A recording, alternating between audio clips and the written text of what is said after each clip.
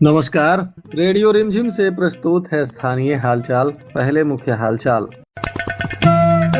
मिथिलेश तिवारी और सुनील कुमार को मंत्री बनाए जाने के बाद समर्थकों में उत्साह, जगह जगह लोगों ने किया जोरदार स्वागत।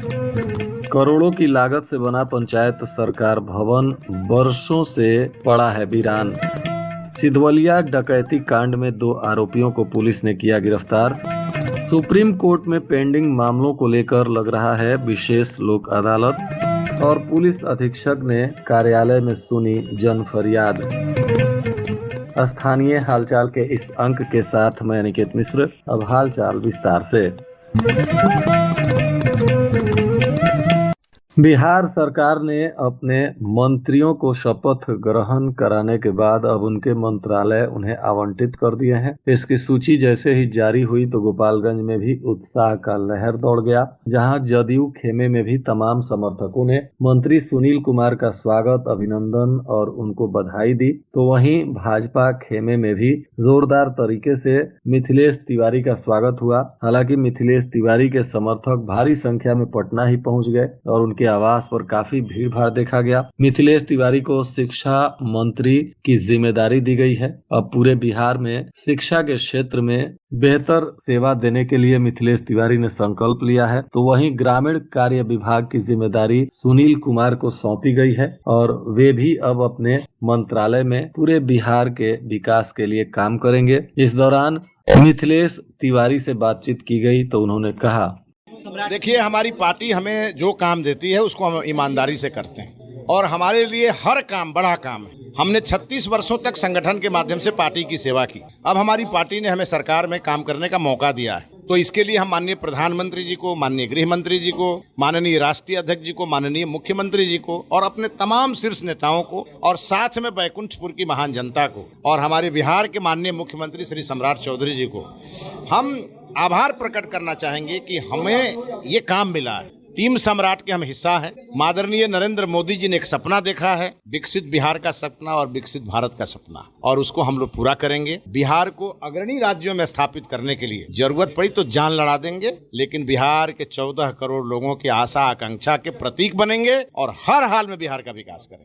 हथुआ प्रखंड क्षेत्र के सोहागपुर पंचायत में बने पंचायत सरकार भवन में हमेशा ताला लटका रहता है। स्थानीय लोगों का कहना है कि करोड़ों रुपए खर्च कर बनाए गए इस भवन में कोई कर्मचारी बैठना मुनासिब नहीं समझता। ग्रामीणों का कहना है कि उन्हें छोटे छोटे काम के लिए भी प्रखंड कार्यालय का चक्कर लगाना पड़ता है और कई सालों पहले बनकर यह पंचायत सरकार भवन तैयार हो चुका है और इसमें ताला लगा दिया गया है। सरकार के इतने सारे रुपए खर्च हो गए परंतु जनता के किसी काम यह भवन नहीं आ रहा है। पंचायत सरकार भवन में पंचायत स्तरीय पदाधिकारी, पंचायत सचिव, रोजगार सेवक, कृषि समन्वयक, आवास सहायक, राजस्व कर्मचारी, किसान सलाहकार, कंप्यूटर डाटा ऑपरेटर, कार्यपालक सहायक और विकास मित्र तथा सरपंच, मुखिया और पंचायत समिति कचहरी के सचिव सहित सभी कर्मियों को बैठकर ग्रामीणों की समस्याओं का समाधान करने के लिए पंचायत सरकार भवन का निर्माण किया गया है, परंतु यह सिर्फ शोभा की वस्तु बन गया है। इसको लेकर स्थानीय ग्रामीण से भी बातचीत की गई तो उन्होंने कहा,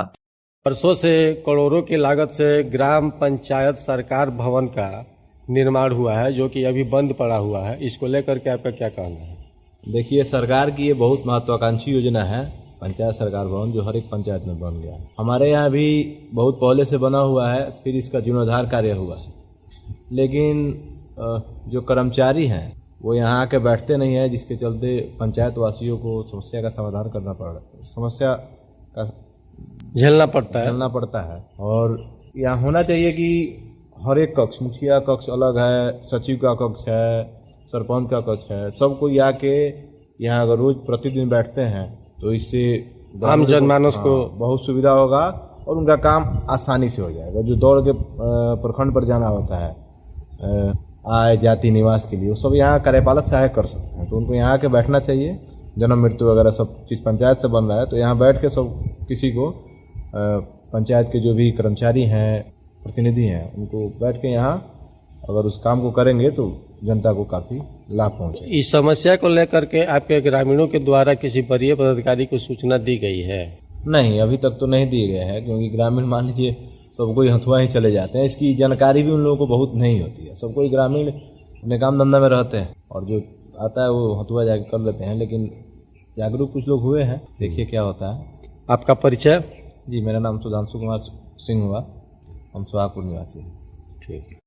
सिधवलिया थाना क्षेत्र में 24 मार्च 2026 को एक डकैती की घटना हुई थी। बताया जा रहा है कि जलालपुर कला गांव में रामाकांत प्रसाद पिता स्वर्गीय झगरू प्रसाद के घर में 5 से 6 हथियारबंद अज्ञात अपराधियों ने डकैती की थी, जिसमें सोने चांदी के आभूषण, नगदी इत्यादि की लूट हुई थी। इस मामले में कांड दर्ज करने के बाद पुलिस ने अनुसंधान शुरू किया और अब इस कांड में शामिल 2 अपराधियों को पुलिस ने गिरफ्तार किया है। बताया जा रहा है कि कांड में संलिप्त अभियुक्त मुकेश उर्फ भूटी नट पिता स्वर्गीय दुखहरण नट साकिन मोहम्मदपुर नीलामी थाना माधोपुर को गिरफ्तार किया गया और पूछताछ में उसने इस डकैती कांड में अपनी संलिप्तता को स्वीकार किया। इस दौरान उसके अपने हिस्से के लूटे गए सोने को भी विजय कुमार सोनी पिता राजेंद्र प्रसाद सोनी थाना जामो जिला सिवान को बेचने की बात कही, जिसके बाद अभियुक्त के निशानदेही पर विजय कुमार सोनी को भी पुलिस ने गिरफ्तार किया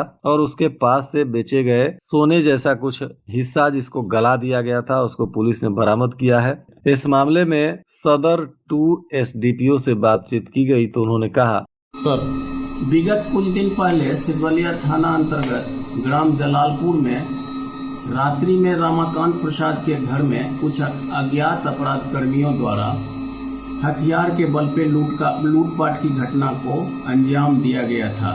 इस संबंध में सिधवलिया थाना कांड संख्या 7726 दर्ज कर अनुसंधान प्रारंभ किया गया। अनुसंधान के क्रम में कुछ अपराध कर्मियों को गुप्त सूचना के आधार पर एक अपराधी मुकेश उर्फ भुट्टी नट को पकड़ा गया, जिनसे पूछताछ करने पर घटना संबंधी बात को स्वीकार किए, घटना कारित करने संबंधी बात को स्वीकार किए, जिसके निशानदेही पर जामो बाजार से घटना में लूटी गई सामानों को बरामद किया गया। इस घटना को कारित करने में उसी गांव के कुछ अपराधी का हाथ है। साथ ही इस घटना में शामिल अन्य अभियुक्तों के विरुद्ध छापामारी किया जा रहा है एवं गिरफ्तार अभियुक्तों को माननीय न्यायालय में अग्रसारित किया जा रहा है।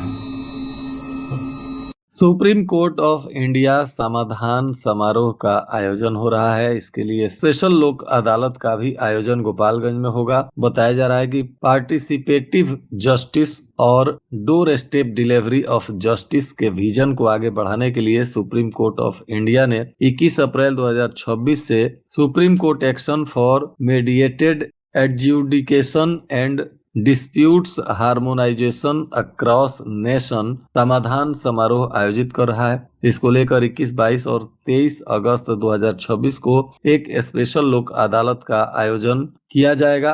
बताया जा रहा है कि इस स्पेशल लोक अदालत का मकसद सुप्रीम कोर्ट ऑफ इंडिया के सामने पेंडिंग मामलों का सहमति आधारित रिजोल्यूशन मैकेनिज्म के जरिए आपसी सहमति से निपटारा करना है। इसके लिए सभी वकीलों, लिटिगेट्स और स्टेक होल्डर्स से रिक्वेस्ट किया गया है कि वह पहल के तहत विवादों के असरदार समाधान में एक्टिव रूप से भाग लें और योगदान दें। पार्टियां अपने झगड़ों को सुलझाने के लिए ऑनलाइन प्लेटफॉर्म पर फिजिकली या वर्चुअली दोनों तरह से भी आ सकती हैं। इसके लिए गूगल पर जाकर फॉर्म भरकर अपनी रिक्वेस्ट सबमिट करना है और आप सुप्रीम कोर्ट में पेंडिंग मामलों का भी इस लोक अदालत के माध्यम से निपटारा करवा सकते हैं। पुलिस अधीक्षक विनय तिवारी ने आज अपने कार्यालय पर जनता दरबार के माध्यम से लोगों की समस्याओं को सुना। इसमें कई मामलों का त्वरित समाधान भी किया गया। इधर न्यायालय के आदेश पर मीरगंज के थानाध्यक्ष दुर्गानंद मिश्रा के नेतृत्व में पुलिस टीम ने फरार चल रहे आर्म्स एक्ट के आरोपी अनिल चौधरी उर्फ अनिल यादव के घर इश्तेहार का तामिला किया। आरोपी सिवान के मुफस्सिल थाना के श्रीनगर वार्ड नंबर 2 का निवासी है। उसके यहाँ जाकर पुलिस ने ढोल नगाड़े के साथ विधिवत इश्तेहार चस्पा कर आरोपी को जल्द न्यायालय में उपस्थित होने की चेतावनी दी। बताया जा रहा है कि इस घटना में जो लोग घायल हैं उसमें बैकुंठपुर के कृतपुरा गांव निवासी टुन्ना सिंह और सोनाक्षी कुमारी तथा पानापुर थाना क्षेत्र के बैरागी भूमि गांव के अजय कुमार शाह और अभिषेक कुमार हैं। चारों का इलाज सरकारी अस्पताल में चल रहा है। कुछ की हालत गंभीर बताई जा रही है। पुलिस ने दुर्घटनाग्रस्त दोनों बाइक को कब्जे में लेकर मामले की जांच भी शुरू कर दी है। बताया जा रहा है कि तेज रफ्तार और लापरवाही से वाहन चलाने की वजह से आए दिन हादसे हो रहे हैं। प्रशासन भी लोगों से अपील कर रहा है कि लोग सड़क पर वाहन चलाते समय सावधानी से गाड़ी चलाएं और तेज गाड़ी न चलाएं। इस हादसे के बाद दोनों ही घायलों के परिवार में लोग परेशान हैं और फिलहाल चारों की जान बचाने के लिए परिजन भी डॉक्टरों के पास दौड़ रहे हैं। बैकुंठपुर थाना क्षेत्र में एक तेज रफ्तार मोटरसाइकिल दूसरी मोटरसाइकिल से टकरा गई, जिसमें 4 लोग गंभीर रूप से जख्मी हैं। मामला हमीदपुर मोड़ के पास का बताया जा रहा है। 2 बाइक की आमने सामने हुई इस जोरदार टक्कर में दोनों बाइक बुरी तरह से क्षतिग्रस्त हो गई और सड़क पर अफरा तफरी मच गया। मौके पर पहुंचे लोगों की भीड़ ने किसी तरह पुलिस के सहयोग से सभी को अस्पताल में भर्ती कराया, जहां सबका इलाज चल रहा है।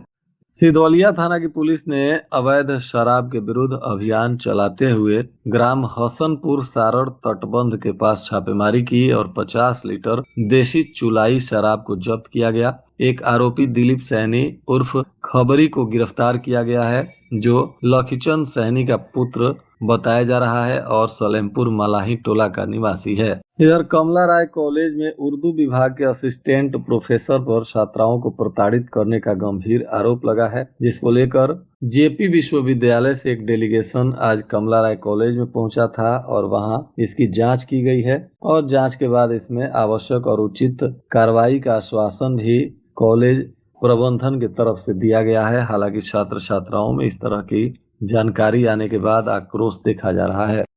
और आज के मौसम का तापमान गोपालगंज में न्यूनतम 23 डिग्री सेल्सियस और अधिकतम 34 डिग्री सेल्सियस रहने की संभावना है। अंत में मुख्य हालचाल एक बार फिर। मिथिलेश तिवारी और सुनील कुमार को मंत्री बनाए जाने के बाद समर्थकों में उत्साह, जगह जगह लोगों ने किया जोरदार स्वागत। करोड़ों की लागत से बना पंचायत सरकार भवन वर्षों से पड़ा है वीरान। सिधवलिया डकैती कांड में 2 आरोपियों को पुलिस ने किया गिरफ्तार। सुप्रीम कोर्ट में पेंडिंग मामलों को लेकर लग रहा है विशेष लोक अदालत और पुलिस अधीक्षक ने कार्यालय में सुनी जन फरियाद। इसके साथ ही रेडियो रिमझिम से प्रसारित स्थानीय हालचाल का यह अंक समाप्त हुआ। नमस्कार।